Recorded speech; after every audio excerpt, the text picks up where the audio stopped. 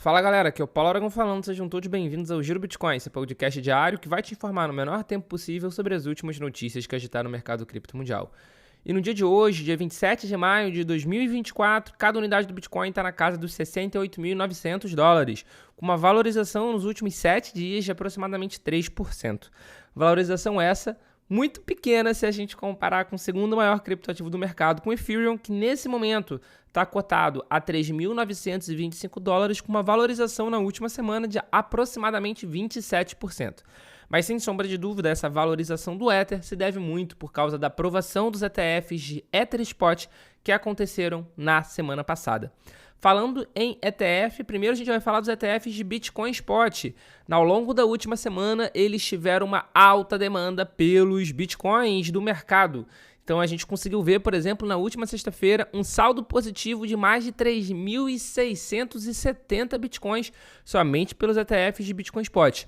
Vale lembrar que diariamente são minerados cerca de 450 Bitcoins.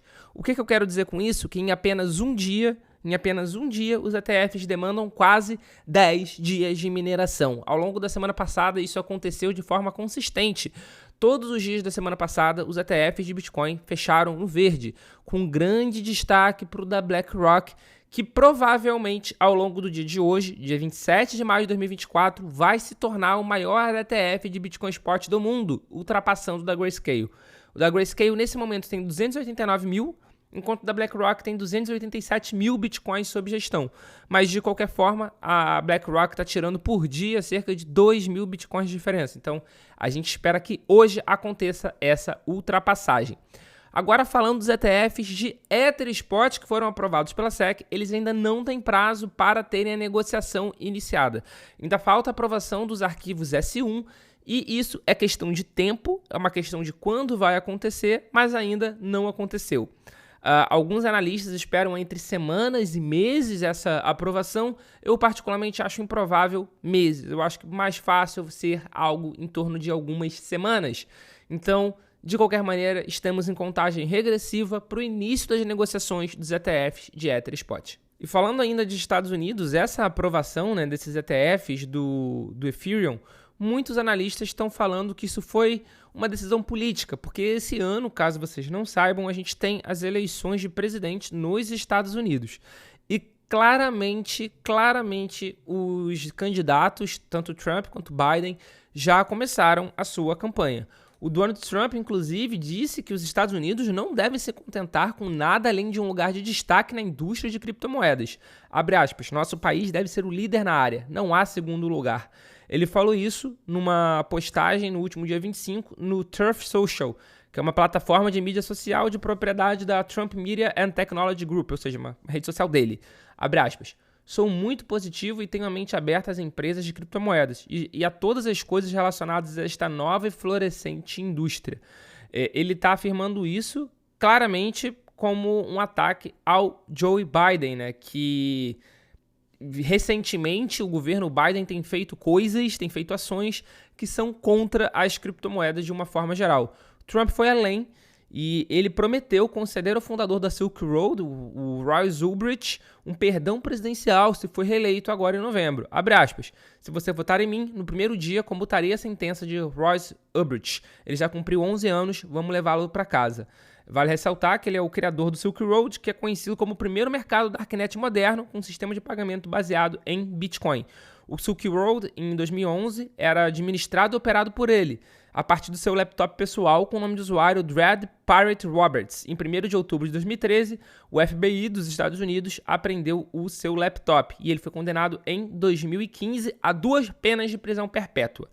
Claramente, o Trump está tentando dar esse tipo de declaração, tanto para agradar os fãs de criptomoedas, os entusiastas de criptomoeda, quanto também aos libertários sobre a questão do fundador da Silk Road ser perdoado, receber o perdão presidencial. Muitos têm se comentado também sobre se seria possível o Trump reverter processos de cripto contra a SEC. Diversos analistas estão falando que isso é simplesmente uma promessa política. Abre aspas. Eu não resolveria nenhum caso de cripto com a atual SEC antes de ver o resultado das eleições. Fecha aspas. Quem falou isso foi o advogado de cripto James Murphy, conhecido como Meta Lawman, em uma publicação no Twitter no dia de ontem, dia 26 de maio. Porque ele espera uma SEC muito diferente, dadas as recentes promessas de Trump em relação às criptomoedas. Abre aspas, eu poderia imaginar desistências voluntárias de casos de cripto iniciados pelo regime do presidente Gary Gensler, onde não houve fraudes e nem vítimas. De qualquer forma, como eu falei, muita gente tem falado que isso é só promessa de campanha, porque o Trump tem histórico também de falar mal de cripto. Então, a lição que a gente pode tirar disso, né, desse giro pela política americana, é que não importa quem seja o presidente, aparentemente quem vai vencer é o Bitcoin, porque os candidatos acabam se curvando ao Bitcoin e à criptomoeda em algum momento. E para fechar o giro Bitcoin de hoje, o fundador da MicroStrategy, o Michael Saylor, mudou seu tom em relação aos ETFs spot de Ether, argumentando que o recente aceno do regulador dos Estados Unidos também é uma boa notícia para o Bitcoin. Abre aspas, isso é bom para o Bitcoin ou não? Sim, acho que é bom para o Bitcoin. Na verdade, acho que pode ser melhor para o Bitcoin porque acho que somos politicamente muito mais poderosos, apoiados por toda a indústria cripto, fecha aspas.